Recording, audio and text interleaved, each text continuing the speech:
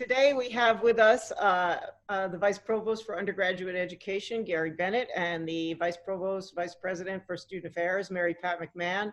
And they are experts in our students and how our students are thinking and how our students are behaving and how we might think about student behavior during this pandemic when we bring them back to campus. So, Gary, as we think about educational campaigns, how do we think about explaining to students the importance of our public health measures? Well, there's a pretty good amount of evidence here in the scientific literature about how to do this and how to do it well. But I'd say that, the key challenge that I think we have right now is that most everyone is motivated to try to protect themselves and I think the community from an outbreak of COVID. It's harder for people to be motivated on a day-to-day basis to do the specific things it takes to prevent them from either being exposed to COVID or promoting an outbreak. So that is to say that the kind of key behaviors, the social distancing, the kind of mask wearing, symptom monitoring, these are challenges, motivational challenges for people. And what we want to try to do from an intervention perspective is to try to promote awareness of why these things matter, help people to develop skills to ensure that they can do it each and every day. And to try to give them strategies to kind of monitor how well they're doing. That's one of the most important things that we see in the scientific literature. And then to ensure that we're frequently updating the kinds of messages that we're delivering to folks, because habituation or kind of getting used to something is something that's really common for people. Across a wide variety of different types of behaviors, one of the clearest things that we see is that pretty much anyone can do anything for about 30 days. And then we start to see rates of adherence sliding. So the big challenge for us is trying to find messages that keep people motivated to do the things that it takes to prevent the outbreak, and then to ensure that we're keeping things fresh so that they can continue to stay adherent to our recommendations. Yeah, no, that's helpful. And, obviously also let's make it as easy as possible for them. Let's give them the masks. Let's, set the parameters really clearly. So Mary Pat, you're involved in thinking about this Duke Compact. What exactly is that? And how will we communicate this and what does it cover? The Duke Compact is a document that will reach out and connect to undergraduate and graduate students, to staff and to faculty. The committee that's looking at the Duke Compact involves several faculty members, folks from the staffing and personnel side, and certainly people from Gary and myself thinking about student behavior and student engagement. I think when we look at the specific policies and expectations that we have for how students will engage and think about their behavior and being part of our collective effort to keep the campus safer, the compact is going to be one piece of it, which is the sort of, I affirm, I'll social distance, I'll wear face covering, I will follow up with contact tracing and different efforts that happen around keeping everyone healthy this semester. The student policies and expectations document, which is much more of a kind of a tome that will land in students' inbox, that's much more specific about stay out of the restrooms and stay out of the common rooms when the housekeepers are cleaning in your residence hall. And that's more specific about thinking about not having more than 10 people in one space together as a student group this semester. And that document also is more specific about the consequences, including, you'll have a health intervention if you forget to wear your mask when you're studying for Orgo and you run down the hall to knock on someone else's door to ask a question. Someone will talk to you. Your ID won't work if you don't do your symptom monitor checking every day. But then the significant consequences around, should you do something that puts other people's safety at great risk, that's when we start talking about you'll lose your opportunity to be here. Yeah, so that actually comes to the notion of, sort of positive incentives to encourage the new norms of behavior versus violation of the rules, and how we treat students or deal with students who don't follow the rules. So maybe I can ask sort of you each in turn to comment on this sort of like carrot versus stick aspect of all of this. Yeah. Gary or Mary Pat, either one. Go ahead, Gary. Anyone who takes one of my behavior change classes will have heard me talk about the value of positive reinforcement. So We know from a really large body of evidence that one of the best ways to get people to change behaviors is to reinforce the things that we want them to do, the sort of positive behaviors, and be really careful about the ways in which we are punishing behaviors.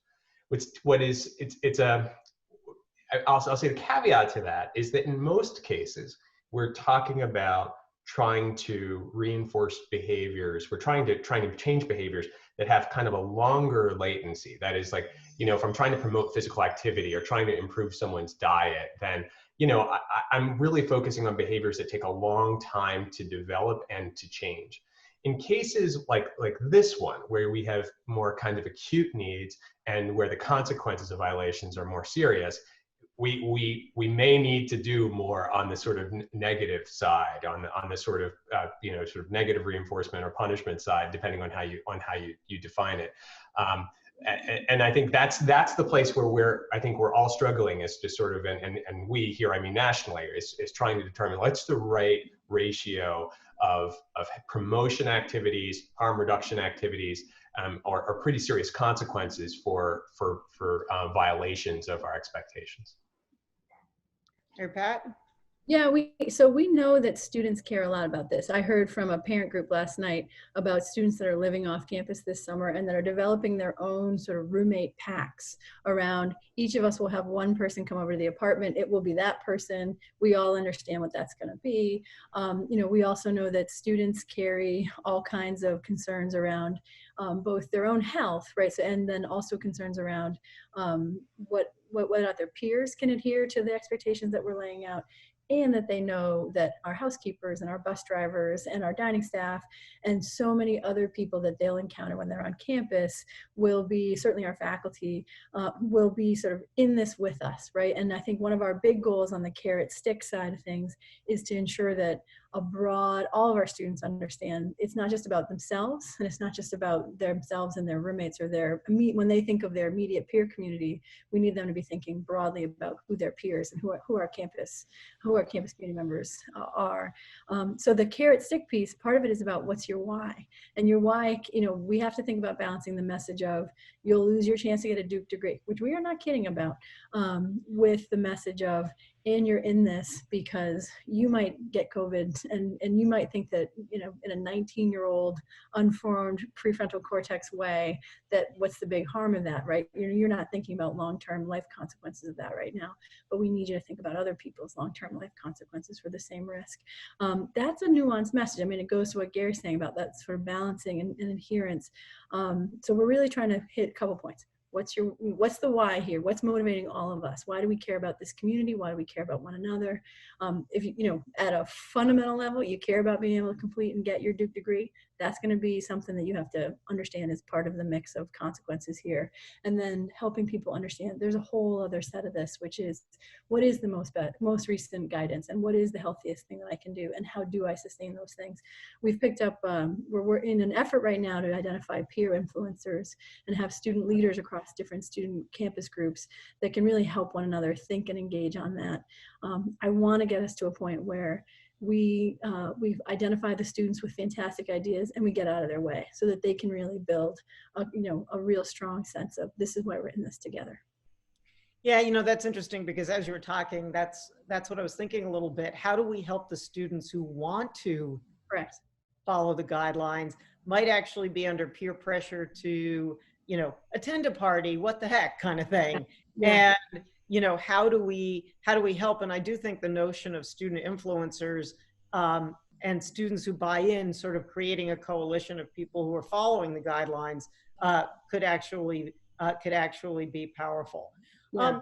How are you thinking about, masking in public versus in the dorms, et cetera? How do we think about protecting the staff and the faculty as well as protecting the students? Yeah, the masking expectation is everywhere that's not your own bedroom, right? So, and that could be your apartment, anything that's your private space where you clean it and you live there, if you have people over, you probably should wear a mask, but we can't enforce it, but we'll advise you to do that. But then once you walk out of your, your door that your key works to your space, that's public space. So the hallways, the common rooms, we know from the hospital system that a lot of the transference of COVID this summer has been when people let their guard down in the break room. And we're going to use that as we communicate with students and help them understand that it's about understanding that even when you're just a little time together, you want to continue to be smart about wearing your mask when you're stopping to talk to each other in the hallway. Outdoors, right now our thinking is you're outdoor, you're exercising, you're on the Bueller Trail, you're going for a run, you don't need your mask on at that moment. The second that you stop to talk to somebody and hear about how their summer was or what their internship was like, mask up. And so that's going to be the guidance that we give people. So it seems, if I were to judge you both as sort of, glass half full versus glass half empty, I'm hearing we're putting all sort of measures in place. And, I hear a lot of skepticism or cynicism from folks about students following the rules. But I'm getting the sense from you all that you think that students in general want to do the right thing, that you have some degree of optimism that we can make this work, but that from what Gary had to say, we can't let our guard down. In other words, in order to be successful, we're going to have to kind of repeatedly message and in different sort of ways. Do I have that right? Or yeah, no? I mean, I think we don't have a Pollyanna view on this, right? Like, I think that one of the things that we do frequently with one another is sort of check each other's views on kind of where we are and how we're moving forward here. And I think it's safe to say we're both very concerned, right? I mean, this is we're in the midst of a pandemic, and there are real reasons for us to be concerned about this condition getting out of control. And you just need to turn on the news to see places where expectations have been relaxed. You see an emergence of an outbreak, and we just can't afford that here for anyone in our community. So I think we're both optimistic that we have a sense of what kinds of levers we might pull to help to ensure the safety of the community and help to give the students the kind of autonomy they need to be able to be kind of active participants in these efforts. But I think, I want to amplify the point that Mary Pat made quite beautifully earlier, which is our threshold's very low here. And again, most of my career has been spent thinking about how you get people to adopt healthful behaviors, right? And now we're in a moment where we need people to adopt healthful behaviors immediately. And I can tell you, we're going to pull out all the stops from the research evidence. And also, we're going to have a high level of expectation that folks in the community will respond to our guidance. The threshold will be very, very low, and we'll be holding people accountable. Yep. I think that's right. Mary Pat, do you want to add something? And then I have a final question. Yeah, I do, because I think that, I've been in some really good conversations, certainly with the faculty on the Duke Compact and other faculty members that I've had a chance to talk to this summer. And I think the messaging around how we enlist students to want to be a part of this is a big part of going forward. And we're going to need faculty's help. If we were going to look at the media, if we were going to look at sort of something that's clickable on HuffPost or the New York Times, there's going to be a story about crazy college kids doing something really irresponsible. And look at this, that's a real consideration for us and everybody else. The bigger concern that I have, I think Gary shares this, is the student who, these are Duke students. I'm as equally or more concerned about a student who might kind of ignore a fever because they got to get to your class, or they have to work on their problem set and they really want to get it done. Our students are going to be as motivated. We're thinking about how we enlist students, and we really need to enlist faculty in helping students understand that health and safety is first this semester, and that includes in your class, in your lab, and as they're getting work into you, and also to help the students again go back to that, understand your why. It's because yes, while you want to go to med school, we need this campus to be safe right now, and you have a role there, and we're going to support you in putting your health and safety first. No, I think that's really important. The other thing, finally, I'll say is that, as was covered in another video in this series with Tom Denny and Mike Dotto, we want to be able to help them along with surveillance testing. We want to be able to know when students are infected, help them with isolation, give them the services they need when they're in quarantine or isolated.